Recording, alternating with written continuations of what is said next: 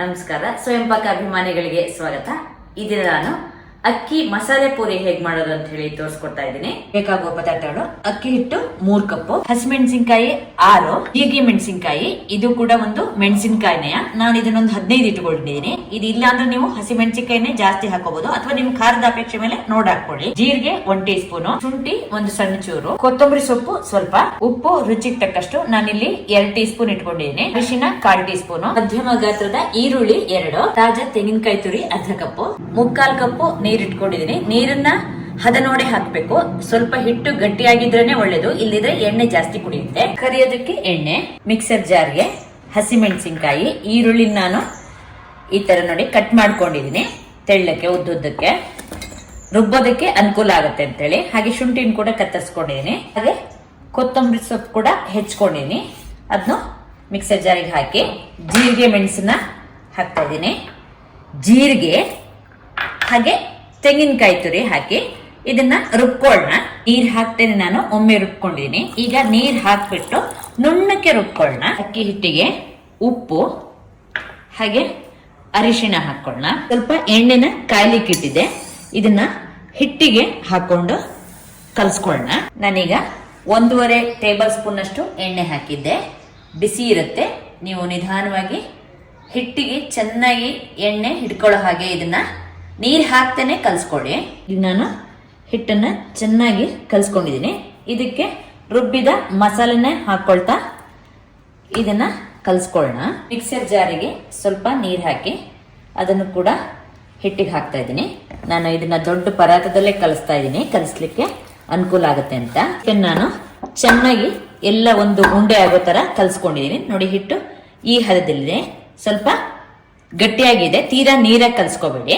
ಈ ಪೂರಿ ಮಾಡ್ಲಿಕ್ಕೆ ನಾನು ಒಂದು ಈ ತರದ ಪ್ಲಾಸ್ಟಿಕ್ ಶೀಟ್ ಅನ್ನು ಇಟ್ಕೊಂಡಿದ್ದೀನಿ. ಇದಕ್ಕೆ ಸ್ವಲ್ಪ ಎಣ್ಣೆ ಒರೆಸ್ಕೊತಾ ಇದ್ದೀನಿ 2 ಕಡೆನೂ. ಸ್ವಲ್ಪ ಹಿಟ್ಟನ್ನು ತಗೊಳ್ಳೋಣ.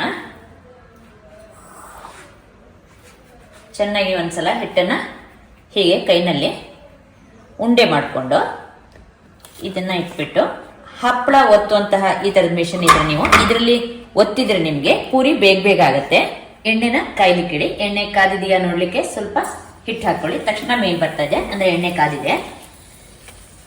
ಈಗ ಈ ಪೂರಿನ ಹಾಕ್ಬಿಟ್ಟು ಕರಿಯೋಣ. ಇದನ್ನ ಸ್ವಲ್ಪ ನೀವು ಮೇಲೆ ಒತ್ತಿದ್ರೆ ಪೂರಿ ಉಬ್ಬತ್ತೆ. ಇಲ್ಲಾಂದ್ರೆ ಈ ತರ ಎಣ್ಣೆನ ಹಾರಿಸಿದ್ರೂ ಆಗತ್ತೆ. ತಿರ್ಸ್ ಹಾಕಿ 2 ಕೂಡ ಹೊಂಬಣ್ಣ ಬರಬೇಕು. ಈಗ 2 ಕಡೆನೂ ಹೊಂಬಣ್ಣ ಬಂದಿದೆ. ಇದನ್ನ ತೂತಿನ ಜಾಟ್ನಿಗೆ ತೆಕ್ಕೊಳ್ಳೋಣ. ಮತ್ತೆ ಸ್ವಲ್ಪ ಈ ಪ್ಲಾಸ್ಟಿಕ್ ಶೀಟಿಗೆ ಎಣ್ಣೆ ಒರೆಸ್ಕೊಂಡು ಈಗ ಮತ್ತೆ ಇದನ್ನ ಒತ್ಕೊಳ್ಳೋಣ. ಉರಿ ಸಣ್ಣಗೆ ಮಾಡ್ಕೋಬೇಡಿ, ಮೀಡಿಯಂ ಊರಿನಲ್ಲೇ ಇರಲಿ. ಇದನ್ನ ಒತ್ಕೊಳ್ತಾ ಹೀಗೆ ಕರಿಯೋದ್ರಿಂದ ಏನಾಗುತ್ತೆ ಅಂದ್ರೆ ಉಬ್ಬತ್ತೆ ಪೂರಿ. ಇಲ್ಲ ಈ ತರ ಎಣ್ಣೆ ಹೀಗೆ ಹಾರಿಸಿದ್ರು ಕೂಡ ಆಗುತ್ತೆ.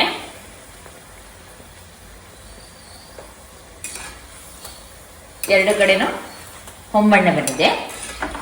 ಈಗ ಈ ಪೂರಿನ ತೆಕ್ಕೊಳ್ಳೋಣ. ಇದೇ ತರ ನೀವು ಉಳಿದ ಪೂರಿಗಳನ್ನು ಕೂಡ ಮಾಡ್ಕೊಳ್ಳಿ. ಎಲ್ಲಾ ಪೂರಿ ಕೂಡ ದಪ್ಪ ದಪ್ಪವಾಗಿ ಉಬ್ಬಿಬಿಟ್ಟು ಚೆನ್ನಾಗಾಗತ್ತೆ. ಇದು ಈ ತರ ಹಪ್ಪಳ ಒತ್ತೋ ಉಪಕರಣ ಇಲ್ಲ ಅಂದ್ರೆ ನೀವು ಇದನ್ನ ಕೈನಲ್ಲಿ ತಟ್ಕೊಂಡ್ರು ಆಗತ್ತೆ. ಸ್ವಲ್ಪ ಎಣ್ಣೆ ಹಚ್ಕೊಂಡು ಉಂಡೆ ಇಟ್ಬಿಟ್ಟು ಈ ತರ ಕೈಯಲ್ಲಿ ತಟ್ಕೋಬಹುದು. ಇಲ್ಲ ಅಂದ್ರೆ ನೀವು ಇದನ್ನ ಮುಚ್ಚಿಬಿಟ್ಟು ಒಂದು ಪ್ಲೇಟ್ ನಲ್ಲಿ ಒತ್ಕೊಂಡ್ರು ಕೂಡ ಆಗತ್ತೆ. ಈ ತರ ಗಟ್ಟಿಯಾಗಿ ಒತ್ತಿದ್ರೆ ನಿಮ್ಗೆ ಪೂರಿ ನೋಡಿ ಸುಲಭವಾಗುತ್ತೆ. 3 ಕಪ್ ಅಕ್ಕಿ ಹಿಟ್ಟಿನ ಅಳತೆಗೆ ನಾನು ಮಾಡಿದ ಗಾತ್ರದಲ್ಲಿ ಸುಮಾರು 35 ಪೂರಿ ಆಗಿದೆ. ನೋಡಿದ್ರಲ್ವಾ ಮಸಾಲೆ ಅಕ್ಕಿ ಪೂರಿ ಹೇಗೆ ಮಾಡೋದು ಅಂತ ಹೇಳಿ. ನೀವು ಕೂಡ ನಿಮ್ಮ ಮನೆಯಲ್ಲಿ ಈ ಪೂರಿಯನ್ನು ಮಾಡಿಬಿಟ್ಟು ನಿಮ್ಮ ಅಭಿಪ್ರಾಯನ ತಿಳಿಸಿ. ನಮಸ್ಕಾರ.